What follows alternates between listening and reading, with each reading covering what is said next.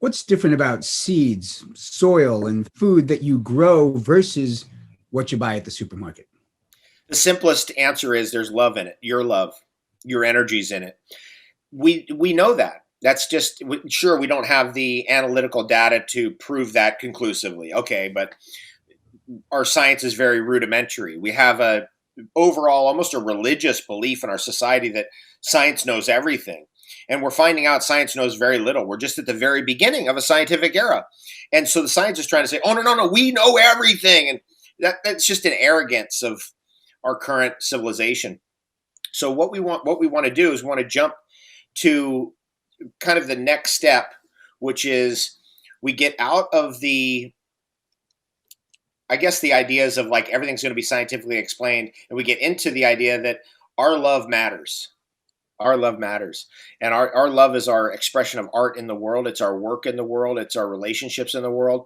And it's our relationship with the earth. So that's why grandma's tomatoes taste better. That's why homegrown tomatoes taste better. And tomato, by the way, it looks like a heart. It's red, right? So it's got the shape and it's got the chambers like a heart has.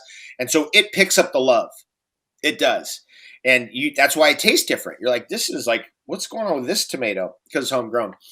And food that's homegrown just has that. Apples have that. Homegrown apples are just real strong concentrators of your own love.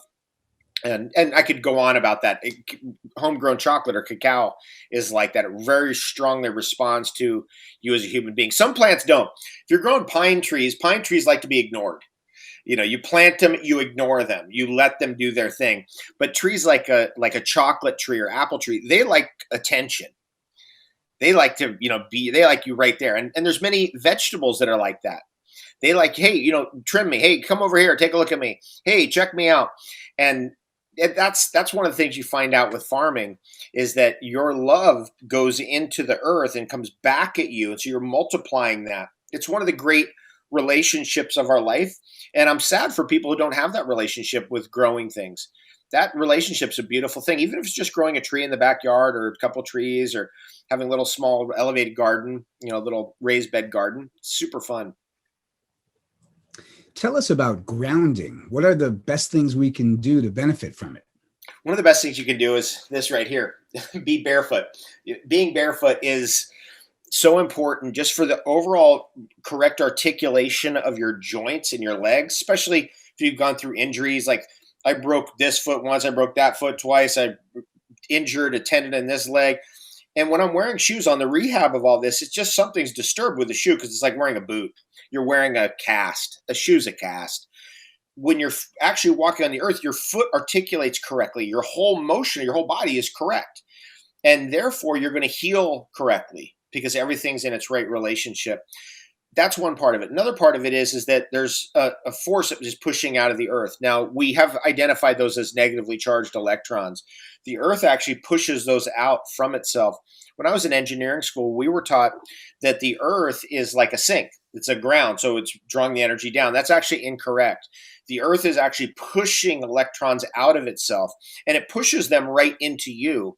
So as long as you don't have a shielding mechanism, namely a rubber-soled shoe or a wooden floor or a second-story building, and you're up on that second story, that's shielding you from the electricity being pushed out of the earth. If you have that shielding, as long as you don't have that shielding, then you're getting electricity. It's going to saturate your body, and then you come into connection with everything on earth. Like every deer in this neighborhood, there's many deer in this neighborhood, they're all grounded, 100% of them. There's no shoe on a deer. So when you're electrically grounded, and then you're electrically connected with every tree, the earth itself, and every animal. And there's something to that. Over many years, I've been, I think, promoting this for about 15 years and living it myself. There's something to be said about that. If you're in a forest barefoot, you can detect animals differently being barefoot than with a shoe on. There's something to that. Another thing I will say about that in the wintertime is with snow.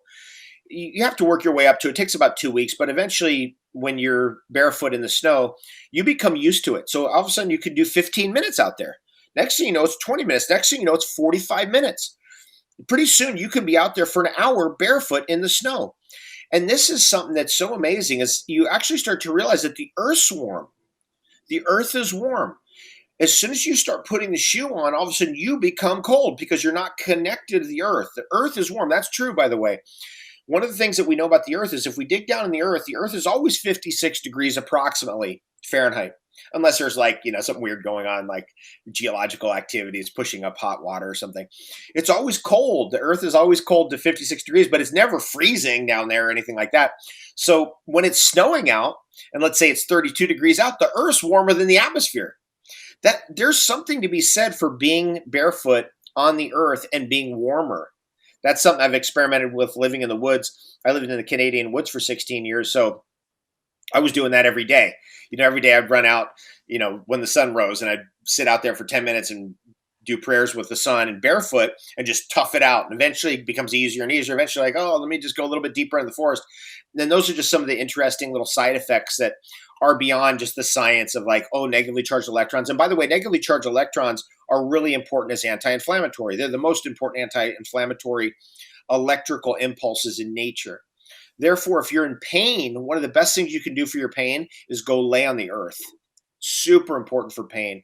And you'll find out quickly what happens to your pain, which it dissipates usually within an hour because the negatively charged electricity pushes off the inflammatory response, which is essentially positively charged electricity.